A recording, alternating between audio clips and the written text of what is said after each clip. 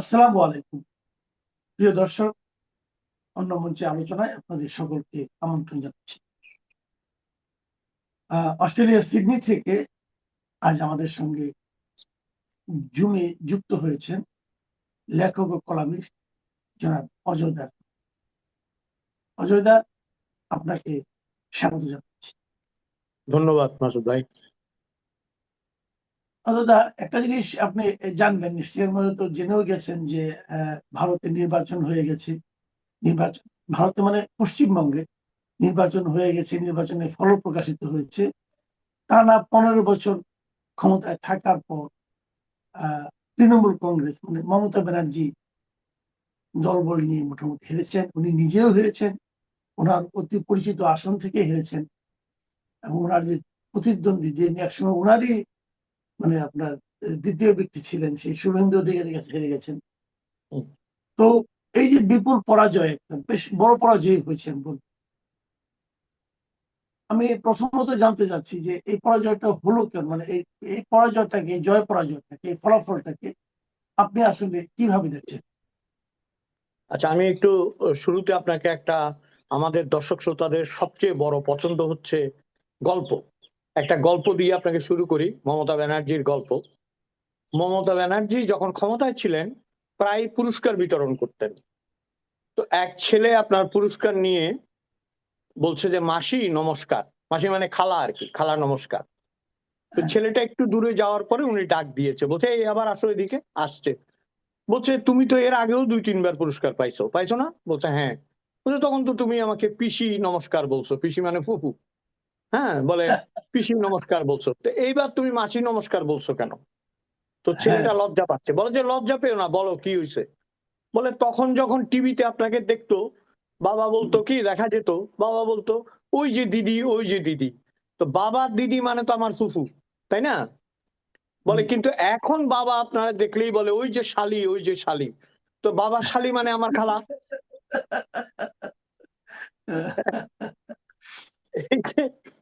এই যে আপনার জি। মানে একটু আসলে সিরিয়াস কথায় আসি। রাজনীতিতে এই ধরনের পরিবর্তন খুব শিগগিরই হয়ে যায় মানুষের মনে, এবং তারই হয়তো প্রতিফলন। তারপরও আমি আমি একটু জানতে চাচ্ছি, আপনি কিভাবে দেখছেন জিনিসটা, এটা কি আসলে? দেখেন, প্রথম কথা হচ্ছে মমতা ব্যানার্জি কিন্তু এবার প্রথমবার হারেনি। গতবারও মমতা ব্যানার্জি হেরে হ্যাঁ, গেছিলেন। হ্যাঁ, হ্যাঁ, এবং হুম, সেই হারটা কিন্তু লজ্জাজনক হার ছিল। এবং স্বাভাবিকভাবেই সংবিধানে কোনো বিধিনিষেধ নেই, যদি দলীয় প্রধান হেরে যায় তাকে অন্য একটা উপনির্বাচনে জিতিয়ে এনে চিফ মিনিস্টার করাটাতে অন্য কোনো আইনগত অসুবিধা নেই, সেইভাবে তিনি হয়েছিলেন। এখানে একটা ইতিহাসের একটা অধ্যায় আমরা আলোচনা করব ছোট্ট করে।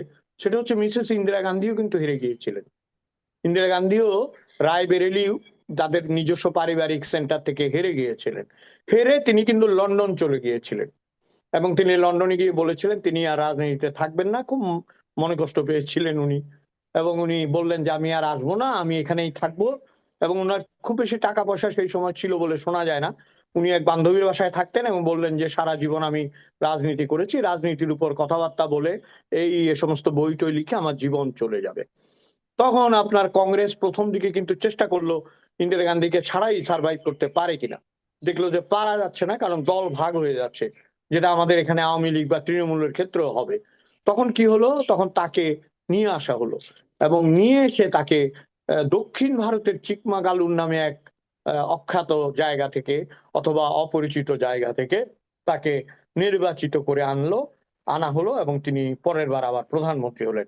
পার্থক্যটা হচ্ছে ইন্দিরা গান্ধী ব্যক্তিত্ব এবং তেজ এবং তার যে পঠন পাঠন, লেখাপড়া এবং আহ আধুনিকতা, সেটা আসলে মমতা ব্যানার্জির নেই। আপনি যেটা বললেন যে কঠিন প্রশ্ন আপনি করেছেন, কেন হেরেছে, উত্তর তো একটাই, সহজ উত্তর। মানুষ পাগল, পাগলামোকে মানুষ পছন্দ করে। বহু বিখ্যাত মানুষের পাগলামো মানুষ পছন্দ করে। এমন লেখক ছিলেন যারা জলে পা না ডুবিয়ে লিখতে পারতেন না। এমন মানুষ ছিলেন যারা কলম দিয়ে লিখতেন না। এমন মানুষ ছিলেন যারা উল্টো দিকে না হাঁটলে কবিতা বেরোতো না। এমনকি জীবনানন্দ দাশ বলেছেন নারী সঙ্গ না পেলে তার কবিতা বেরোয় না, মানে স্ত্রীর কথা বলেছেন। বহু রকমের পাগলামো আছে, কিন্তু মানুষ পাগল আর পাগলি দেখলে কিন্তু ভয় পায়, এইটা মনে রাখবেন। হুম। আরামও ভালোবাসে, কিন্তু পাগল পাগলিকে ভালোবাসে না। এই যে আমি বলি আপনাকে, উনি নিজের কবর নিজে খুঁড়েছেন। কিভাবে খুঁড়েছেন? উনার কি প্রয়োজন ছিল বলা যে হাওড়া ব্রিজ উনি করেছেন? হাওড়া ব্রিজ আজকের? আমাদের সিডনিতেও এরকম একটা ব্রিজ আছে যেটার তলায় কোনো স্তম্ভ বা কোনো কিছু নেই। আজকাল এইসব ব্রিজ আকছার হয়, কিন্তু ব্রিটিশ এটা বানিয়ে দিয়ে গেছে কত বছর আগে। কেন উনি এটা বলতে গেছেন? উনি কেন বাঙালি হিন্দুর আসল মানে কতগুলি স্পট আছে না যেখানে জায়গায় হাত দিতে নেই, সেই সব জায়গায় তিনি হাত দিয়েছেন। এবং দক্ষিণেশ্বরের মন্দির রানী রাসমণিকে উনি অস্বীকার করে বলছেন আমি প্রতিষ্ঠা করেছি। রানী রাসমণি তো শুধু ধর্ম নয়, বাংলা সাহিত্য সংস্কৃতির একটা অঙ্গ। এইটাও এই ভদ্রমহিলা ভুলে গেছেন। আরেকটা জিনিস হচ্ছে, ধরেন আপনি হয়তো খেয়াল করেছেন, উনাকে আমি কিন্তু ডাকি পেন্ডুলাম দিদি। পেন্ডুলাম এই কারণে উনি খালি নড়ে, এই দিক থেকে এদিক যায়, এই দিক থেকে এদিক যায়, ঘড়ির কাঁটার মতো। উনি খাড়ায় না, কিন্তু উনি দাঁড়াই না। আপনার স্টেজে কোনোদিন উনাকে আমি দাঁড়াতে দেখি নাই। উনি দাঁড়িয়েও বক্তৃতা দেয় না, বসেও বক্তৃতা দেয় না। এই যে পেন্ডুলামের মতো উনি দুলতে দুলতে এদিক ওদিক যেত, এটা কিন্তু মনস্তাত্ত্বিক মতে hyper. This people are the hyper people. যাদের হাইপার টেনশন আছে, যারা হাইপার মানুষ, তাদেরকে উন্নত দেশে চিকিৎসা করা হয়, মানসিক চিকিৎসা দেওয়া হয়। উনি দেখেন 15 বছর পশ্চিমবঙ্গের মতো একটা দেশ রাজ্যকে শাসন করা, এটা কম কথা নয়। আমাদের তো এটা মনে রাখতে হবে, এখানে রবীন্দ্রনাথ, এখানে বিদ্যাসাগর, এখানে রাজা রামমোহন রায়, কবি কাজী নজরুল ইসলাম, বেগম রোকেয়া, সবাই এখানে ছিলেন এক সময়। এদের পদভারে প্রকম্পিত হয়েছে পশ্চিম বাংলা। এমনকি আপনার এর আগে যে 34 বছর বাম শাসন করেছেন, তারা কিন্তু পরিমিত মানুষ ছিলেন। তারা কথা কম বলতেন, তাদের আদর্শ উদ্দেশ্য অনেক ভেজাল থাকতে পারে, ভুল থাকতে পারে, কিন্তু তারা অন্যরকম ব্যক্তিত্ববান মানুষ ছিলেন। কবি সুকান্তের ভাইপো বুদ্ধদেব ভট্টাচার্য শেষ বাম মুখ্যমন্ত্রী ছিলেন। ওই রকম মানুষ তো হবে না। কিন্তু আমি তুলনা করছি না, কিন্তু মমতা ব্যানার্জি এই ইমেজ গুলোকে ভেঙে নিজের একটা অন্য ধরনের ইমেজ তৈরি করেছিলেন, যেটা অত্যন্ত ভঙ্গুর। আপনি নিশ্চয়ই জানেন, চাণক্য আমাদের উপমহাদেশের একজন বিখ্যাত দার্শনিক, তিনি বলেছিলেন যে ক্ষমতা, আগুন এবং নারী, নারী বলতে পরনারী বা এই জাতীয় কিছু, এগুলো থেকে খুব বেশি সময় এগুলোর কাছাকাছি থাকতে হয় না। এই যে থাকতে গেছেন, এইটার ফলাফল হিসেবে আজকে নিশ্চিহ্ন হয়ে যাওয়ার পথে। আমি তো ভাবতেও পারিনি যে 200-র অধিক সিটে বিজেপি জিতবে। এখানে আমি একটা গুরুত্বপূর্ণ কথা বলতে চাই, সেটি হচ্ছে উনি তো গেছেন গেছেন অসাম্প্রদায়িকতার কফিনে উনি পেরেক ঠুকে গেছেন কিনা সেইটা আগামী দিনে বোঝা যাবে। আমি একটু কথাটা দীর্ঘায়িত করি এইভাবে, আমাদের দেশে এটা ঘটেছে আওয়ামী লীগের আমলে। সংখ্যালঘুদের তোষণ করারও প্রয়োজন নাই, সংখ্যালঘুদের নিষ্পেষণ করারও প্রয়োজন নাই। তাদেরকে আপনি সাথে রাখবেন, শক্তি দেবেন, তারা আপনার আপদে বিপদে দাঁড়াবে, তারা তাদের মতো করে বাঁচবে। এইটা যে রাজ্যে যে দেশে হবে না, সেই দেশে বিপর্যয় ঘটবেই। এবং মমতা ব্যানার্জি তাই করেছেন ভোটের জন্য। তাদেরকে সাথে না রাখার পরিবর্তে অন্যভাবে ব্যবহার করতে চেয়েছেন। তো সে ব্যবহার যদি সত্য হয়, কালকে বিজেপি জয়ের পরে আমি পশ্চিমবঙ্গের মুসলিম সম্প্রদায়ের উল্লাসও দেখেছি। সুতরাং এখানে সমীকরণটা বড় জটিল মনে হয় আমার। জি। আমি এখন একটু আমাদের প্রসঙ্গে আসি, সেটা হলো যে এই যে পশ্চিমবঙ্গে মনে করেন বিজেপি আসলো, এখন আমাদের চারদিকে, আমাদের সীমান্তের যে চারদিক যেটা আছে, আমি যদি আসামের কথা ধরি, ত্রিপুরার কথা ধরি, আমাদের চারদিকে যে ভারতের যে সীমান্ত গুলো আছে, সব জায়গায় আমরা দেখছি যে এখন বিজেপি শাসিত আপনার সরকার এসেছে। তো এই মানে চারদিকে বিজেপি থাকার ব্যাপারটা আমাদের জন্য কি অস্বস্তি বাড়িয়ে দিবে নাকি স্বস্তি নিয়ে আসবে? স্বস্তি তো কোনোভাবেই আনতে পারে না। ধরেন যে এটা একটা ধর্মীয় আদর্শ ভিত্তিক রাজনৈতিক দল। আমাদের দেশেও অনেক ধর্মীয় আদর্শ ভিত্তিক রাজনৈতিক দল এবং ধর্মকে পুঁজি করে যারা রাজনীতি করছে, সেরকম দলের অভাব নেই। এবং তারা চেষ্টা করছে বাংলাদেশের প্রেক্ষাপট বদলানোর জন্য, বাংলাদেশের ইতিহাস বদলানোর জন্য। কারণ আমরা কি চাই? আমরা একটা অসাম্প্রদায়িক বাংলাদেশ চাই, আমরা একটা গণতান্ত্রিক বাংলাদেশ চাই, আমরা একটা সবার জন্য সুন্দর সুষ্ঠু একটা বাংলাদেশ চাই। এটা যদি চাই, তাহলে আমার ঘাড়ের কাছে যদি মৌলবাদ নিঃশ্বাস ফেলে, তাহলে তো সেটা সম্ভব হবে না, তাই না? কারণ আমরা তো পাশাপাশি থাকি, লাগোয়া থাকি। আমাদের একটা বটবৃক্ষ, তার এই পাশে পেট্রাপোল, ওই পাশে বেনাপোল, নামটা পার্থক্য, শুধু একই জিনিস। তো এখন বিষয় হচ্ছে, ধরেন আমাদের যেটা দেখতে হবে এবং যেটা আমাদের, আমি মনে করি আমাদের রাজনীতির পক্ষে যেটা অবশ্য করণীয় হবে, আমাদের এখানেও যেন মৌলবাদের উত্থান না হয় এবং মৌলবাদ যেন মৌলবাদের সাথে আঁতাত করে আমাদের এখানে ক্ষমতায় আসার স্বপ্ন না দেখে। একটা জিনিস মনে রাখতে হবে আপনার, সারা পৃথিবীতে লিবারেলরা যেমন একজন আরেকজনের বন্ধু, হ্যাঁ আপনার ধরেন যে গণতান্ত্রিকরা যেমন একজন আরেকজনের বন্ধু, তলে তলে কিন্তু মৌলবাদেরও একটা আঁতাত আছে। কারণ তাদের তো ধরেন একটা ইস্যু প্রয়োজন আছে। সেই, আমি বলছি না যে বিজেপি কালকে থেকে এই ইস্যু তৈরি করবে পশ্চিমবঙ্গে, কিন্তু আপনি যেটা বললেন যে ত্রিপুরা, আসাম, পশ্চিমবঙ্গ মিলে যে বলয়টা তৈরি হয়েছে, সম্ভবত উড়িষ্যাতেও যে বলয়টা তৈরি হয়েছে, সেই বলয় এখন ভারতের রাজনীতির একটা সুবিধা হচ্ছে, এটা একটা ডেমোক্রেটিক কান্ট্রি, মানে অন্তত কাগজে কলমে, এবং সেখানে ডেমোক্রেটিক্যালি ভোট দেওয়া যায়, ভোটের রেজাল্ট পাওয়া যায়। এই কারণে তাদের মধ্যে হয়তো আপনার ধরেন হিংসার প্রবণতা থাকলেও সেটা সচরাচর হয়তো বের করতে পারে না। কিন্তু বিজেপি শাসিত অন্য রাজ্যগুলোর দিকে যদি আমরা তাকাই, সেখানে তাদের যে হার্ড অ্যান্ড ফাস্ট রুল বা যে ধর্মীয় রুলগুলি, সেগুলো যদি পশ্চিমবঙ্গে তারা লাগু বা চালু করতে চায়, তাহলে সেটার প্রভাব তো বাংলাদেশে পড়বে। বাংলাদেশের লোকরা তখন বলবে যে আমরাও তাহলে এটা করব। কথার কথা ধরেন, উদাহরণস্বরূপ যদি বলে যে না কালকে থেকে আর গরু জবাই করতে পারবে না, তো বাংলাদেশে যদি বলে যে না তোমরাও আর কালকে থেকে ছাগল জবাই করতে পারবে না, তাহলে ব্যাপারটা কেমন হয়ে গেল না? এই জাতীয় ছোটখাটো ইস্যুগুলো এখন যদি তৈরি হতে থাকে, সেটা আমাদের উন্নয়নকে ব্যাহত করবে, আমাদের ধরেন স্থিতিশীলতাকে ব্যাহত করবে। অন্যদিকে পশ্চিমবঙ্গের আমি যেটা ইন্টারেস্টিং মনে করি, আমি যেটা অপেক্ষা করব, এবং আমরা সবাই অপেক্ষা করব, আপনিও অপেক্ষা করবেন, যে আবারও বলছি সত্যজিৎ, ঋত্বিক, উত্তম কুমার কিংবা অপর্ণা সেন, বা আপনি ধরেন যে এই যে কি বলে আবুল বাসার থেকে শুরু করে যে সমস্ত লেখকদের আমরা জানি, সৈয়দ মুস্তফা সিরাজ, মুস্তফা আলী, এদের জায়গা হচ্ছে পশ্চিমবঙ্গ। পশ্চিমবঙ্গ তো কেবল একটি সম্প্রদায়ের জায়গা নয়, একটি বিশেষ সম্প্রদায়ের নয়, একে পুষ্ট করেছে বিভিন্ন ধর্মের মানুষ। তো আশা করি পশ্চিমবঙ্গের মানুষ মমতা নো মমতায় ভোট দিয়েছে, আসলে বিজেপির জন্য ভোট দিয়েছে, এটা এখনো আমি ভাবতে চাচ্ছি না। আমিও দুইজনের সঙ্গে কথা বলেছি। আমার কাছে যে জিনিসটা মনে হয়েছে, এই জিনিসটা হলো এখান থেকে মনে হয় আমাদের অনেক শিক্ষা নেওয়া দরকার। আমার কাছে মনে হয়েছে যে এই তৃণমূলে দেশব্যাপী তাদের যে কর্মী আছে, নেতা আছেন, তারা তাদের কারণে, তাদের কর্মকাণ্ডে, তাদের আচার আচরণের কারণে সাধারণ মানুষের মধ্যে এক ধরনের বিরক্তি কাজ করেছিল। এটা আমি যতটুকু বুঝেছি, এবং আমি আমাদের দেশেও দেখেছি। এই যে হাসিনার যে পতন হলো, শেখ হাসিনার যে পতন হলো, নিজে দেশ ছেড়ে পালিয়ে যেতে বাধ্য হলেন, সেটার পিছনে কিন্তু এই একই জিনিস ছিল, যে সারা দেশে তার দলের নেতা কর্মীদের এক ধরনের মানে এক ধরনের দাপট, মানুষকে অত্যাচার করার এক ধরনের মানসিকতা, লুটপাটের একটা মানসিকতা, এগুলি কিন্তু মানে ভেতর থেকে একটা দলকে, একটা দলের প্রতি সমর্থনকে নষ্ট করে দেয়। যে জিনিসটা হয়তো তারা অন্যভাবে এটা কারণ খুঁজতে যায়, কিন্তু আমার মনে হয় যদি দলের অবস্থানটা সারা দেশে থাকে, তাহলে এক ধরনের হয়। আর অবস্থানটা যদি নষ্ট হয়ে যায়, তার ফল কিন্তু হঠাৎ করে টের পাওয়া যায়।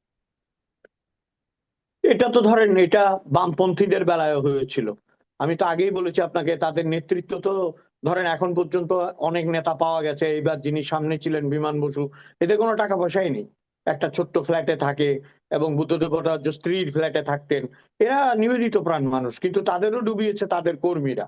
আর তৃণমূলের যেটা হয়েছে, ধরেন তৃণমূলের যেটা হয়েছে, এটা আমি দেখলাম যে উভয় বাংলায়, আপনি যেটা বললেন আমাদের বাংলাদেশ বা ওই বাংলায়, আসলে একই রকমের মানুষ, তো শুধু ধর্মটাই পার্থক্য, একই ধরনের টেন্ডেন্সি আপনার, মানে এই যে ক্যাডার ভিত্তিক পলিটিক্স তৈরি করা, তারপর ওই ক্যাডার গুলো থেকে গডফাদার তৈরি হওয়া, তারপর সেই গডফাদার গুলি থেকে লুটপাট তৈরি হওয়া, লুটপাট থেকে আস্তে আস্তে মব তৈরি হওয়া, এগুলি আমাদের একটা নিয়তির মতো আপনার। আপনি দেখেন যে পশ্চিমবঙ্গে যেটা বললেন যে হাতে গোনা দুই তিনজন বাদ দিলে তৃণমূলের কোন নেতা নেত্রী আসলে মানুষের হৃদয়ে জায়গা করতে পারেনি। এখানে একটা ইন্টারেস্টিং অবজারভেশন আছে আমার, আমি খেয়াল করলাম, মানে আপনার মানুষ অভিনেতাদের পছন্দ করে কিন্তু অভিনেতাদের নেতা হওয়াটা পছন্দ করে না। যত আমাদের দেশে আওয়ামী লীগে আপনার দলে দলে নায়ক নায়িকা সবাই জয়েন করে ফেললো ঠিক পরাজয়ের আগে, খেয়াল করছেন নিশ্চয়ই, বুঝছেন? এবং এই পশ্চিমবঙ্গে দেখলাম, আমি অবাক হয়ে যেতাম, পরমব্রতও দেখি জয়েন করে ফেলছে, ইমন চক্রবর্তীও দেখি জয়েন করে ফেলছে, মানে যতজনকে চিনি জানি সবাই দেখি জয়েন করে ফেলছে, এবং এক সময় মেরুদণ্ডহীন হয়ে তারা লুটিয়ে পড়লো। কি লাভ হলো? সবাই কিন্তু হেরে গেছে। এবং আমার কেন জানি মনে হয় জানেন, মানুষ এটাকে সার্কাস মনে করে, যে তুমি পারছো না, তুমি কতগুলো শোবিজ এনে আমাদের সামনে হাজির করছো। শোবিজের মানুষ এখন ধরেন, এখন আপনি পাল্টা বলতে পারেন যে গতকালকে আপনার তামিলনাড়ু নির্বাচনে তাহলে বিজয় কি যেন থালাপতি বিজয়, সে বিজয় কেন থালাপতি। জয়লাভ করলো? হ্যাঁ, সে জয়লাভ করলো কারণ তামিলনাড়ুর ভূমিকা তো আরেক রকম। ওটা রামচন্দ্রন দিয়ে শুরু হয়েছিল, জি রামচন্দ্রন। হ্যাঁ, জি রামচন্দ্রন নায়ক হয়ে তারপরে শেষে মুখ্যমন্ত্রী হয়ে অনেক উপকার করেছে তামিলনাড়ু। আর তামিলনাড়ু হচ্ছে সেক্টেরিয়ান পলিটিক্স, ওখানে বিজেপি কংগ্রেস এগুলি না, ওদের ওই দাবির মুনেত্রা কাজাগাম ডিএমকে হইতে হবে। ওই ডিএমকে মিএমকে না হলে ওখানে আপনি ঢুকতে পারবেন না। ওই পলিটিক্স এর সাথে কিন্তু বাংলার রাজনীতি মিলে না। এবং আপনি যেটা বললেন যে উভয় বাংলায় যে মানুষগুলো বাঙালিদের স্মরণীয়, বাঙালিদের বরণীয়, তাদের সাথে কি আসলে আপনার কি বলে এটাকে তৃণমূলের রাজনীতি যেতে পেরেছে? তাই তৃণমূলের মানুষগুলো যেতে পেরেছে। এবং আপনার এই যে আমাদের দেশেও একই জিনিস, ভাইপোকে যে শেষ পর্যন্ত তিনি তুলে আনলেন এবং ভেবেছিলেন যে ভাইপোকে দিয়ে তিনি শেষ রাজত্বটা করবেন, নিজে হয়তো পেছনে থাকবেন। কালকে একদিনও হয় নাই ভাইপোকে মানুষ চোর চোর বলে তাড়া করেছে। তো পার্থক্যটা হচ্ছে এই, ওই দেশের চোর চোর বলে তাড়া করে, আবার সেও ঘরে ফিরে যেতে পারে। মমতা ব্যানার্জিরও পশ্চিমবঙ্গ ছাড়তে হবে না। আমরা এতই অ্যাডভান্স, দেশ থেকেই ছেড়ে চলে যেতে হয়েছে, এটাই হচ্ছে পার্থক্য আর কি, দেশেই থাকতে পারে নাই। না, এখানে আবার একটা পার্থক্য আছে। পার্থক্যটা এরকম, মনে করেন ওখানে যেটা হয়, চুরি করে, কিন্তু চুরি করে তারা দেশেই হয়তো রাখে। কিন্তু হুম, আমাদের এখানে আবার ভিন্ন জিনিস, চুরি করে সবকিছু বাইরে পাঠিয়ে দেয়, বউ বাচ্চাও বাইরে পাঠিয়ে দেয়, তার দেশে থাকার কোনো প্ল্যানই থাকে না, সেখান থেকে ওইগুলি ঘটে। যাই হোক খুব আমার, ভালো পয়েন্ট বলেছেন আপনি। হুম। জি, যাই হোক আমরা আশা করবো আমাদের দেশেও রাজনৈতিক দল আছেন, কেউ ক্ষমতায় যাচ্ছেন, কেউ ক্ষমতা থেকে নেমে যাচ্ছেন, সবার জন্য এটা একটা, আমি মনে করি একটা বড় শিক্ষা, যে আপনার দলকে আপনাকে আগে নিয়ন্ত্রণ করতে হবে। আপনি নিজে কেমন সেটা অবশ্যই গুরুত্বপূর্ণ, কিন্তু তার চেয়েও গুরুত্বপূর্ণ হলো সারা দেশে জনগণের মধ্যে আপনার দলের যে নেতাকর্মীরা ছড়িয়ে আছে, তারা ওই সাধারণ মানুষের সঙ্গে কি আচরণ করছেন, তার উপরে নির্ভর করবে আপনার স্থায়িত্ব, আপনার প্রতি ভবিষ্যৎ মানুষের ভালোবাসা।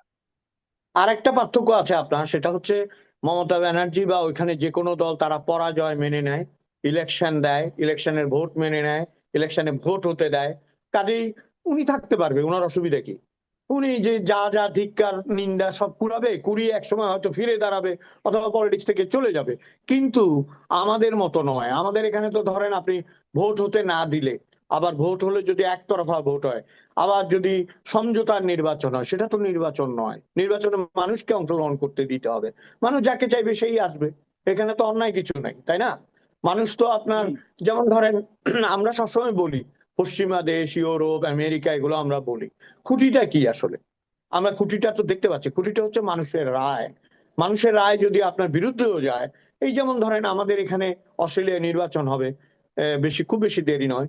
যখনই নির্বাচন হবে আপনি দেখবেন হয়তো ক্ষমতার পালাবদল ঘটতে পারে, সেরকম আভাস ইঙ্গিত পাওয়া যাচ্ছে। কিন্তু সেটা তো ব্যাপার অন্যায় নয়, একবার এই ক্ষমতায় আসবে একবার ও ক্ষমতায় আসবে, এটা তো অন্যায় হতে পারে না। 15 বছর ক্ষমতায় ছিলেন, এটাও তো ঠিক। মমতা ব্যানার্জি তো কিছু কাজও করেছেন না? মমতা ব্যানার্জি পশ্চিমবঙ্গের জন্য অনেক কাজও করেছেন, সে কাজগুলো নিশ্চয়ই একদিন মূল্যায়ন হবে।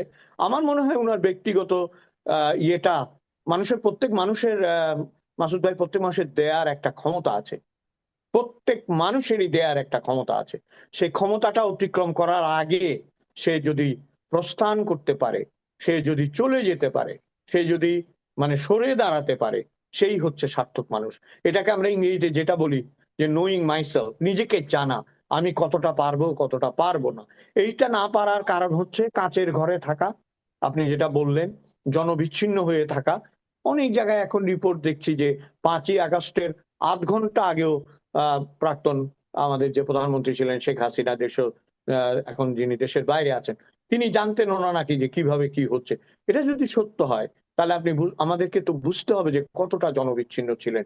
ঠিক যেভাবে কালকে দেখলাম আর একটু ন্যারো স্কেলে মমতা রুখে দাঁড়িয়ে গিয়েছিলেন কোথায় যেন ভোটের বুথে, চারদিক থেকে চোর চোর চোর চোর ধ্বনি উঠছে। তার মানে কি আপনি বুঝতেই পারেননি যে মানুষগুলো ক্ষেপে রয়েছে? মানুষ তো তপ্ত শলাকার মতো না, মানুষের বিবেক তো তপ্ত আগুনের মতো, ক্ষেপে থাকলে তো তাকে আপনি আসলে রোধ করতে পারবেন না। মূল কথাটা হলো কি আত্ম উপলব্ধিটা, বুঝতে পারাটা, থামতে জি, জানাটা, তাই না? কোথায় আপনাকে জি। থামতে হবে। আমাদের বলা হয় যে, কৌতুক করে বলা হয় যে বাঙালির গাড়িতে নাকি সবই আছে, খালি ব্রেকটা নাই। সে ব্রেকটা করতে জানে না, কোথায় থামতে হবে। এবং আরেকটা জিনিস হলো আত্ম উপলব্ধি, যে কেন লোকে আমাকে চাচ্ছে না এটা বোঝার চেষ্টা করে, এটা বুঝতে এটা চায় না। বোঝা আপনি এক্স্যাক্টলি। এখনো আওয়ামী লীগের যে কোনো লোককে জিজ্ঞাসা করেন, যদি কারোর সঙ্গে যোগাযোগ নিশ্চয়ই হতেই পারে, অনেকে ফোন টোন হয়তো করে, দেখবেন তারা কিন্তু এখনো ওই একটা কথাই বলে যে আমরা ষড়যন্ত্রের কাছে হেরে গেছি। আরে হেরে গেছে। তোমাদের বিরুদ্ধে সারা দেশের মানুষ যে তোমাদের পক্ষে ছিল না, এটা তারা মানতেই পারে না। তো এই মানতে পারাটাও কিন্তু জরুরি। অনেক ব্যাপার। আমি এখানে একটা কথা বলি আপনাকে, ষড়যন্ত্রের কাছে যদি হেরে গিয়ে থাকে, তাহলে গত ২ বছরে একটা বড় করে মিছিল বের করার শক্তি নেই আওয়ামী লীগের। এটাও ষড়যন্ত্র, এটাও ষড়যন্ত্র। বঙ্গবন্ধু, আপনি দেখেন পার্থক্যটা ওখানেই। বঙ্গবন্ধু সবগুলি গুলি বুকে লেগেছিল। তিনি উপুর হয়ে পড়েছিলেন। হ্যাঁ, তাজউদ্দিন সাহেবদেরকে খুঁজে খুঁজে মারা হয়েছে জেলখানাতে। তার ২ সপ্তাহ পরে আওয়ামী লীগ মিছিল করতে পেরেছিল। আস্তে আস্তে আওয়ামী লীগ বেরিয়ে আসতে পেরেছিল। তার মানে তখন মানুষের মন থেকে আওয়ামী লীগ মুছে যায়নি। এখনো মুছে গিয়েছে বলবো না, কিন্তু যেটুকু মুছে গিয়েছে সেটুকু আপনারা যদি উপলব্ধি না করেন তাহলে তো খবর আছে। আরেকটা কথা একটু বলি শেষ করার আগে, সেটা হচ্ছে যে আপনি বললেন না বাঙালি গাড়ির ব্রেক নেই। আমাদের এক বড় ভাই এই কথাটা বলতো যে মানে প্রবাদ আছে, দেয়ালে পিঠ ঠেকলে বাঙালি মানুষ রুখে দাঁড়ায়। বাঙালি এমন এক জাতি, ওই দেয়ালটা ভাঙ্গেই খালি পিছাইতে থাকে। তাহলে আর আপনি আর আগাবেন কই? আর দেয়ালে পিঠ টেকবো কই? আপনার বঙ্গোপসাগর ছাড়া আর কোনো পথ নাই। দেয়াল তো ভাঙা। বুঝছেন? জি, অনেক ধন্যবাদ, অনেক ধন্যবাদ জনাব উদয় দাশগুপ্ত। প্রিয় দর্শক, আজ এই পর্যন্তই। আল্লাহ হাফিজ।